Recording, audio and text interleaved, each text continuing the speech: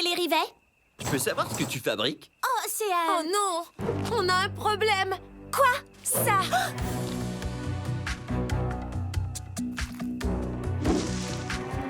Les gars, derrière vous! Il est revenu vous voir! Oh. Ces varans n'aiment pas seulement les œufs. Ils apprécient aussi le goût des bébés crocodiles. Faites comme si vous étiez Crocodila. Jouez à la mer, Croco, et dégagez les méchants. Mais Aviva, tu ne penses plus que les crocos sont méchants?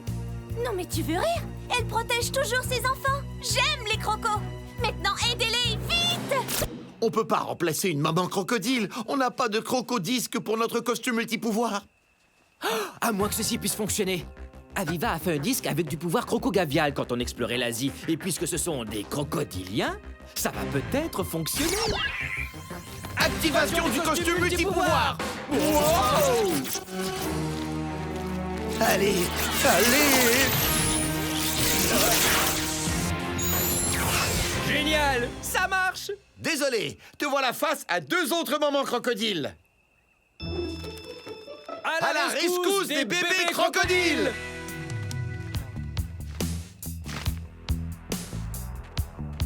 Oh! Va-t'en, grand marabout! On t'a à l'œil!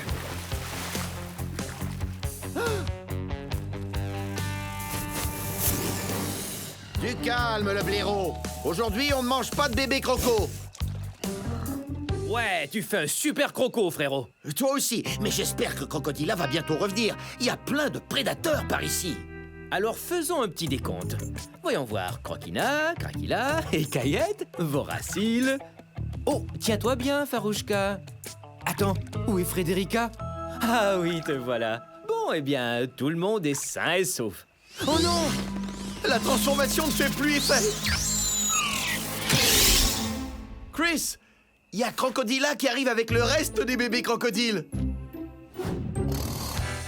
Oh oh, comment est-ce que Crocodila réagira en voyant les frères Krat avec ses bébés? Oh là, j'ai comme l'impression qu'elle n'est pas contente de nous voir. Ah, réactivation des costumes multipouvoirs. Ah. Ce n'est qu'un petit malentendu de rien du tout. On les protégeait pendant que vous alliez chercher les autres. Oula! Un sous-marin hippo. Aviva! Vite les gars, entrez!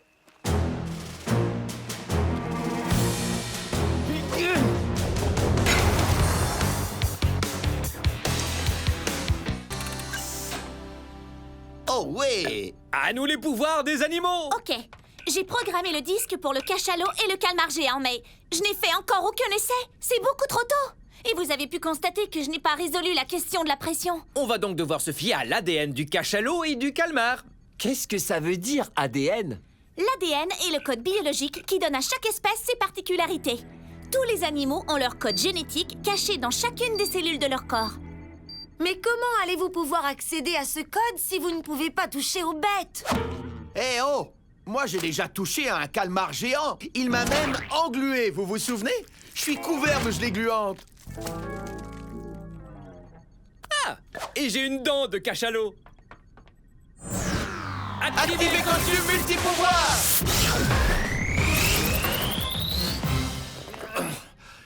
Il faut que je saute à l'eau. Là-dedans, je ne suis qu'une masse gluante à 8 bras. Une petite minute, tu as bien dit bras?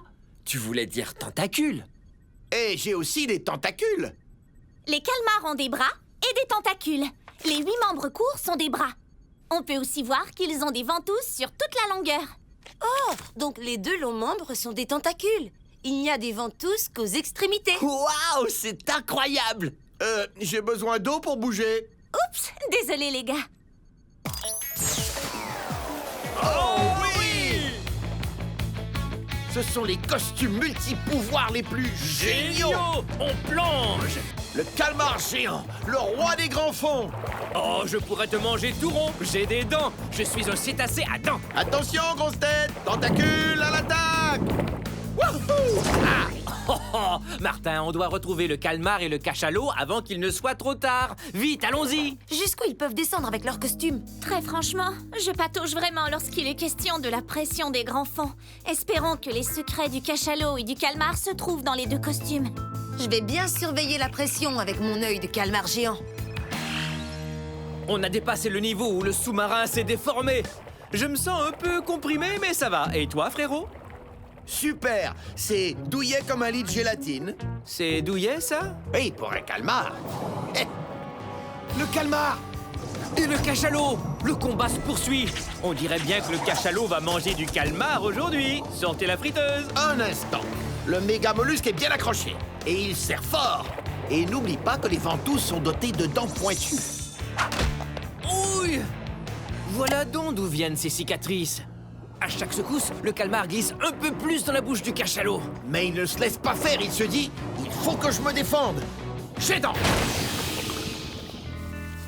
23 terriers d'Oryctérope et on n'a toujours pas trouvé sa mère. On doit continuer de chercher. Ah! Oh! Oh, ne sois pas si dur envers toi-même, Chris. Au! Des termites! Wow! Ces petites bêtes peuvent faire des monticules plus hauts que nous! Oui, et parfois même plus haut qu'une maison à un étage. Il a faim, on dirait. C'est vrai qu'il n'a presque rien mangé de la journée. Les fourmis et les termites sont les insectes dont il raffole le plus. On doit l'aider à entrer dans cette immense termitière. Oh, oh, c'est dur comme du ciment. Il faut des griffes d'Oryctérope pour pénétrer cette forteresse. Est-ce que j'ai entendu le mot griffe? Les voici. Le disque est prêt pour la livraison. Le téléporteur est prêt. Je sors les griffes, attention. Et il est en route. Je l'ai! Je suis plus vite que toi! Merci, Chris. Tu permets que je te l'emprunte? Activez costume multipouvoir.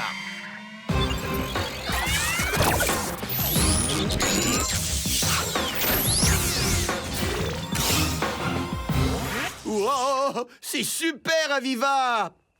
Merci. Pendant que vous nourrissez Gommette, Cookie et moi allons vérifier d'autres trous. D'accord. Cher Oryctérope, à moi ton pouvoir! Et tiens! Régale-toi, Gommette! Oh, regarde un peu sa langue! Longue de 30 cm et super collante, elle peut attraper une centaine de termites d'un coup. Recule-toi, Chris. C'est maintenant l'heure du cours de langue. Oh, oups. Oh, je crois que tu as besoin de plus de leçons. Ouah! Aviva y est vraiment allé fort avec cette fonction. Les termites travaillent déjà à rebâtir leur forteresse. Elles entassent des parcelles de terre, puis elles y ajoutent leur salive spéciale pour rendre la terre aussi dure que le ciment. Une puissante forteresse qui résiste aux puissantes bêtes fouisseuses. Ah!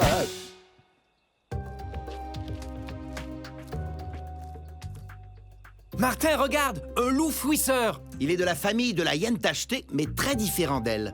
Ce n'est pas un chasseur. Il se nourrit plutôt de fourmis et de termites. Comme ils n'ont pas de longues griffes, ils ne peuvent pas ouvrir les termitières. Et c'est pour ça qu'ils aiment bien suivre les Oryctéropes. Les Oryctéropes donnent un coup de main à tout le monde. Mais alors, qui leur donne un coup de main à eux? Hey, je suis presque à la cime des arbres. Maintenant, je comprends pourquoi les lézards dracos se déplacent en planant. Les arbres sont hauts avec beaucoup de feuillage. Ça prendrait trop d'énergie de passer son temps à grimper et à descendre. Alors, pour aller d'ici à là, ils planent. Et je crois qu'on arrive à la plateforme de lancement. Fantastique. Et nous sommes tous prêts. Vous savez ce que c'est que planer et comment ça fonctionne, alors? On sait ça? Oui? Bien sûr que oui. Tiens, je prends une feuille de papier. Je la mets en boule pour faire une balle, que je lance très très loin. Maintenant, regarde la distance qu'elle a parcourue. Vraiment pas très longue, c'est parce que tu lances comme une... Surtout ne dis rien. C'est parce que rien dans sa forme n'agit comme un parachute pour flotter plus longtemps dans les airs. Mais si je plie la feuille comme ça... Ah, mais c'est un avion en papier. Exactement. Grâce à ses formes, des ailes qui l'empêchent de tomber, il peut planer. Super. Mais la question reste, quelles sont les caractéristiques qui permettent au lézard draco de planer? La réponse arrive. Ce lézard est prêt pour son tout premier vol. À vos places, tout le monde. Si on découvre le secret, je vais pouvoir ajouter cette fonction au costume multipouvoir. Et je pourrais planer dans la forêt tropicale et retrouver Martin. On enregistre. Oh ouais, le tout premier vol d'un jeune lézard Draco. Ça n'a encore jamais été montré par personne. Le voilà qui se met en position de décollage, la tête en bas, le regard fixé sur l'endroit où atterrir. Ok, soyez prêts. Et il saute! Ses ailes sont ouvertes. Wow, je n'arrive pas à y croire. Ses ailes sont en fait des côtes qui se prolongent à l'extérieur de son corps, reliées entre elles par une membrane. Un peu comme un éventail, c'est ça? C'est ça. Et il plane à un angle de 45 degrés. Il descend encore, mais ses ailes glissent sur l'air, ce qui lui permet d'aller plus loin pendant la chute. C'est ce qu'on appelle planer. C'est incroyable, capture d'image. Ça y est, il s'approche de l'arbre. Waouh! Atterrissage parfait. Repasser les images. J'ai ce qu'il me fallait. Prolongement des côtes pour former des ailes. Voilà le secret. Les données du lézard Draco. Jimmy? Données prêtes à être téléportées. Plein gaz. C'est parti, mon vieux. Chris, tu pourrais toucher un de ces bébés lézards pour une analyse d'ADN? Alors là, pas de problème. Activez le costume multipouvoir.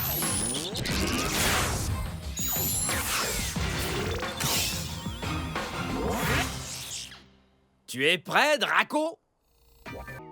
Alors, si les récepteurs tactiles sont comme des boutons qui nous permettent de sentir les choses... À l'aide! J'ai trouvé Beko. Elle est blessée. Elle s'est fait mal dans l'inondation. Oh non! Est-ce que c'est ma faute? Je n'aurais pas dû faire preuve d'une telle arrogance. Il faut soigner son bec vite et trouver Chris. Vous avez de ses nouvelles? Pas de nouvelles, on ignore où il se trouve. Gourmand est allé en aval. J'ai besoin de la force propulsive de Beko pour le trouver. Mais je n'ai pas encore ajouté la fonction tactile au costume. Je suis dans une impasse. Je crois que j'aurais besoin d'un coup de main. Hé, c'est quoi tous ces petits points noirs sur ton bec, Beko? Tu vois des points? Mais où ça? Waouh! Des récepteurs! Il ressemble un peu à mes récepteurs tactiles. Oui, mais un peu différent. C'est ça! On a découvert le secret de son pouvoir mystérieux. Juste là, sur le bout de son bec. Peut-être qu'il n'est pas trop tard pour que toi et moi, on travaille ensemble à nous sortir de ce pétrin. Je ne douterai plus jamais des ornithorynques. Ni des brillants frères Krat. Faut pas exagérer. Martin! Tortuga, répondez! Chris, où es-tu, frérot? À quelques kilomètres en aval, je crois. J'installe un piège pour empêcher Gourmand de cuisiner les œufs d'ornithorynque. Mais je dois faire vite! Et je suis minuscule! Non! Aïe, aïe, aïe, aïe, aïe. Oui, ça a dû faire mal. Les amis, j'ai trouvé sa position. Super. Chris, tiens bon. J'arrive tout de suite, grâce au pouvoir de l'ornithorynque.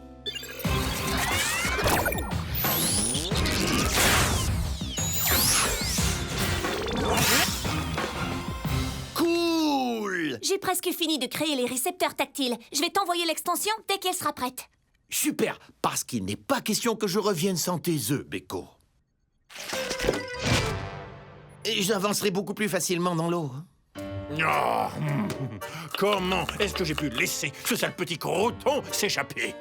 Ah, mais il me suffit de cuisiner des espèces menacées pour me sentir mieux. On peut se faire servir? Service? Oh, bienvenue, monsieur Varmitek et madame Donita Donata, mes meilleurs clients et surtout les mieux nantis. Oh, vous arrivez à temps. Une table pour deux, oui? En fait, nous serons plutôt 3. Je suis tombé sur un vieux copain à moi, non loin d'ici. D'abord, tu vas me regarder manger tes précieux petits œufs d'ornithorynque. Ensuite, je vais me charger de toi.